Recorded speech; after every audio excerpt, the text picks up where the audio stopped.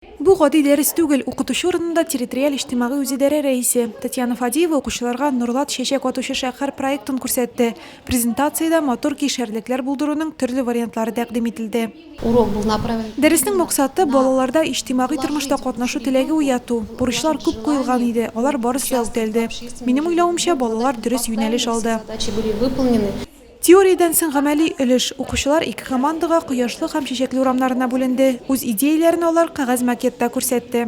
Я очень люблю цветы. Мин чәчәкләр яратам. Әнием аларны үстерү белән шөгыльләнә. Бу эштә мин аңа булышачакмын. Дәрес ошады, күп төрле чәчәк түтәлләре барлыгы турында белдем. Видов клумб. Мини-проектлар токтага алынды. Иң креатив рәсем авторына бүләк тапшырылды. Һәр дәрестә дә өй эше бирелә. Укучыларның бурычы үз ниятләрен әти-әниләр ярдәмендә тормышка ашыру.